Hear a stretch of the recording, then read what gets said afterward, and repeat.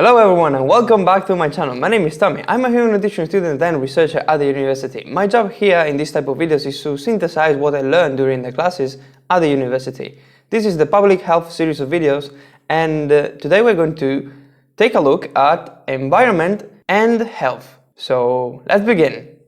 Okay, so environment and health. Environment. What is the environment? A physical, chemical, biological and social components that can affect the human indirectly or directly. Must be for everyone. Vigilance, studies and normative for the environment. The problem, the environmental degradation. What are the factors? They can be either abiotic or biotic factors. Biotic means that there is a biological component, such as microorganisms, for example. Then air pollution, chemical contamination, polluted water, radiation, noise, climate change and urbanization. They are all factors that are degrading our environment. Because of environment, diseases can appear. And the first one is the diarrhea, followed by the respiratory infections. The environment can also give us growth disorders, cancer in children mainly, sudden death, immune response alteration, and also learning difficulties in children. And there is a problem of zoonotic diseases because of the environment. 60% of total diseases are zoonotic. 75% of communicable diseases are zoonotic, 3 out of 5 of new diseases are zoonotic, and 80% of bioterrorist agents are animals. We follow the concept of One Health because here we started talking about the environment, and the environment is part of health, of course. Healthy people, healthy environment, and healthy animals. Pollution. It can be natural, from fires and volcanoes, or anthropogenic, which is the common one. The one that humans create. So acoustic, light, visual and technological pollution. High pollution because of population growth, industrial development and technified agriculture. And then legislation. The legislation is divided in 3 parts: the central, the autonomic and the local. The central legislation for the environment is based on a country. The autonomic one is based on a county. And the local one is based on the municipality. We have social, economic and environmental factors in the legislation, and also mental, physical and social health in the society. These two are together. Indeed, this will be all reunited in the Sustainable Development Goals of the 2030 Agenda. Moving on, we have the general sanitation techniques. These are meant for microorganisms mainly. So we have the sterilization, which destroys everything but microbial products. The disinfection, which destroys the active form, not the spores. The cleaning, which removes the foreign material. The antisepsis, which is the disinfection but for the skin and mucous membranes. Biocide is a substance that kills any microorganism, bad or not bad. Contamination is the introduction of microorganisms into tissue, and decontamination is the removal of microorganisms. By which mechanisms of action do these things work? Via alteration to proteins and enzymes, using, for example, oxygenated water, alteration to the cell membrane, using ethanol, and genetic alteration via radiation, for example. Now let's take a look in more detail at sterilization. We have 2 types. The physical one is with dry heat, direct fire, oven or an incinerator, damp heat, for example an autoclave, ionizing radiation, gamma rays, and filtration via vacuum or air. And to monitor this process, there is an end of cycle registration. And then the chemical one that uses ethylene oxide, which is an alkylation but is toxic, ozone, which is an oxidation and it doesn't leave any residues, which is good. Formaldehyde, which is another alkylant, which acts at 55 degrees Celsius, 2% diluted, but is carcinogenic. And glutaraldehyde, which is similar to the formaldehyde and is toxic as well. They are not very used nowadays, these 2. And then hydrogen peroxide, which oxidizes DNA, fats and plasma. Plasma is the combination of hydrogen peroxide and water. And also, together with another substance, we can destroy spools that are very difficult in general to actually destroy. Process monitoring, color indicators, since these are all chemical methods.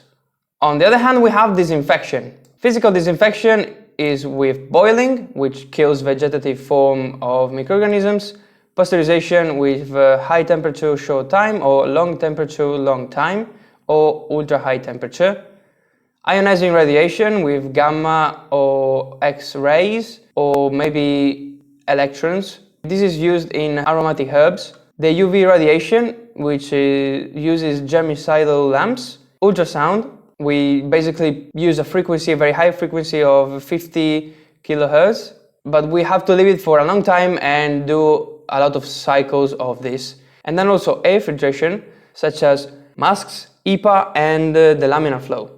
Chemicals, we have the halogenated products such as chlorinated, the bleach, iodinated, betadine, and also the fluorinated and brominated that are not very used. Oxygenated water, diluted at 3%, alcohols such as ethanol, methanol, propanol and isopropanol, surfactants such as soaps and detergents, chlorhexidine, which is bactericidal and fungicidal, and ozone, which is used as industrial disinfectant. And now we have disinfection and deratisation. So basically, we use either pesticides or phytosanitary products. Pesticides are used to combat plagues and phytosanitary products are used in agriculture. Pesticides for environmental use are not harmful to humans. And here we are trying to combat the mosquito in the disinfection because it's the worst animal since it's a good vector for diseases. What we do here is to attack the eggs and the adults. So physical method would be electric lamps, mosquito nets and damp heat. Biological would be the use of natural enemies such as spiders, and the genetic modification of both plants and animals would be something we can do to prevent the mosquito to actually spread the disease. This would be a genetic modification of the mosquito or the plant that the mosquito is on. Chemical insecticides, beware of the contamination and also the pheromones. Talking about deratisation, you have to know that there are three types of rats: the brown rat, the black rat and the house mouse. The active form of deratisation would be biological war, using cats and dogs, or the physical and chemical agents such as traps and other substances to keep them away. The passive form would be to have a good waste disposal but also wastewater disposal, adequate food storage and rat-proof constructions. Now let's talk about water. Water and sanitation. So water is a natural, scarce, indispensable and vulnerable substance that also conditions the economic development. Water sources from groundwater, such as aquifers, springs and galleries and wells, surface water, precipitation and horizontal rainfall, and industrial production, wastewater treatment plants and desalination plants. Water consumption for industrial use, tourism, such as hotels, golf, swimming pools, urban, in cities and gardens, and agricultural, irrigation and high consumption here. The World Health Organization recommends to use 50 liters of water per person per day. In reality, here in Spain, the estimated consumption of water is more than 132 liters per person. So it's a lot higher. Water contamination. Method, physical objects. Objects can contaminate the water. Chemical, the humic substances, the tetrahydromethylene, which gives cancer, and also pesticides that give cancer in soil. Biological, through microorganisms. And the type of contamination can be either natural or anthropogenic. Water quality indicators. Microbiological parameters. These tell us about fecal contamination of water. Chemical parameters. They tell us about organic and inorganic pollutants from landfills. Indicator parameters are the perception of water through the senses, such as organoleptic properties, turbidity, pH, hardness and conductivity of the water. And then radioactivity, because soluble radioactive isotopes can accumulate in the water. These are, for example, radon and tritium. Then we have the water supply, and here you have to know that there are four main parts of the water supply chain: the capture, the treatment, the storage and distribution, and then the quality control. So now let's view the capture, which is from groundwater or mist collectors. The treatment is done to remove the impurities such as heavy metals and also microorganisms. We have several stages here. Preliminary treatment with big filters for general cleaning, dust, stones, the big things. Then aeration, high dissolved O2 equals better organoleptic properties. Then primary sedimentation to remove the impurities. Then clarification, which is done by coagulation, flocculation, decanting, and then filtration. This will give us water with molecules smaller than 10 micrograms. Softening of water, ionic exchange, reverse osmosis, adsorption using active charcoal, and pH adjustment. This is not always needed and is done using carbonic acid. And then we have the disinfection, which is the most important one. It is mandatory and must ensure safe water. This would be, for example, a critical control point. So chlorination, ozone, or both. These are oxidizing agents to remove the microorganisms. Chlorination, how much? Because it destroys everything. Well, normally we calculate how much is required, but then we add a little bit more just in case. Chlorine quantity is related to pH levels because of the hypochlorous acid that then reacts with the water. There are three types of chlorine: the total chlorine, the free chlorine residual, and the combined chlorine, which in these two create the total chlorine.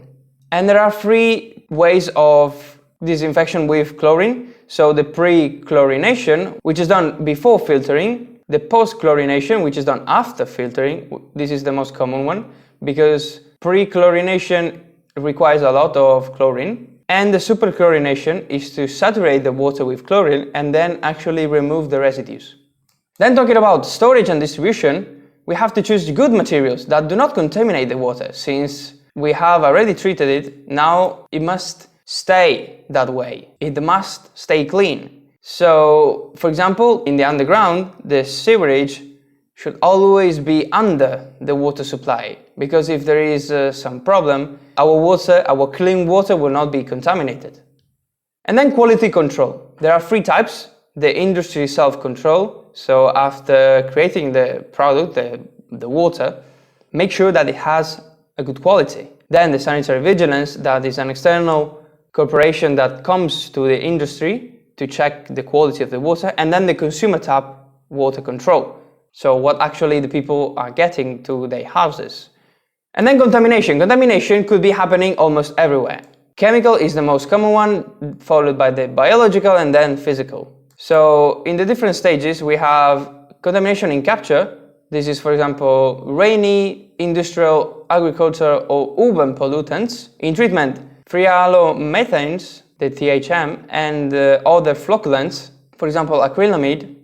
In distribution, the choice of bad materials, the pipe incrustations and biofilms. And what about the wastewater?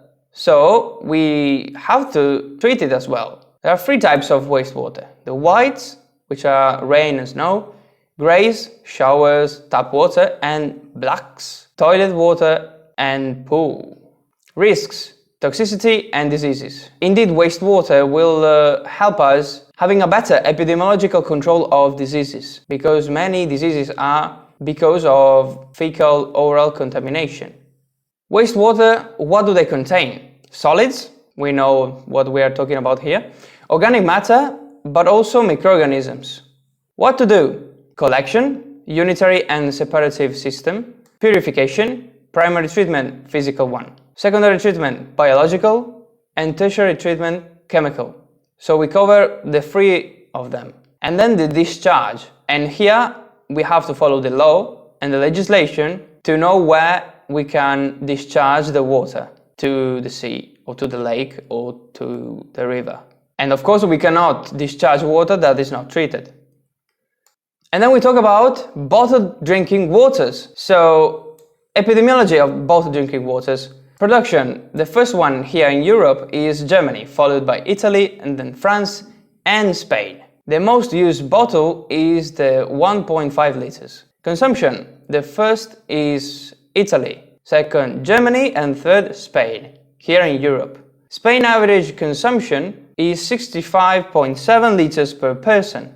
96% is natural mineral water and 2% is spring water. 96.3% is still water and only 3.7% is sparkling water. So now we take a look at types of water we can find. Natural mineral water is a microbiological safe water that has a ground or spring origin. It is characterized by its nature, by their chemical constancy, and by its original purity. Spring water, on the other hand, are waters that come from the underground, so they have an underground origin, but they do emerge spontaneously from the Earth's surface, or they can be captured. They have a natural purity characteristics that allow them to be consumed. But they may have some microorganisms. Don't worry about that because they are in very, very low quantities, and indeed it's just natural water the way we find it in nature. Manipulations. We can have some manipulations of the water based on the law. Separation of certain unstable and non-desired components, partial or total elimination of CO2, as well as the addition of it, the use of nitrogen as coadjuvant, and the use of this water for soft drinks production. And then last but not least, we have the prepared drinking water. These are waters of any type of origin and are subjected to physico-chemical treatments to make them drinkable. There are two main types. If they come from whatever origin, they are just prepared drinking water. These are coming from, for example, spring, rain, lake, sea, surface waters, or prepared public supply waters. So there is the difference there. And all of them, all these three types, must follow the legislation, the labeling, and also the nutrition claims when they are put in the market. Okay, so that's it for this video. Thank you so much for watching. You will get this diagram by clicking the first link in the description down below, so you can study it very well. I hope you understood everything I said. If you didn't, there is a comment section down below. Remember to like, subscribe, and share this video to your friends and family to spread this knowledge to them as well and make them more conscious about the environment and waters. Thank you so much for watching again, and I see you in the next one, I guess. Bye!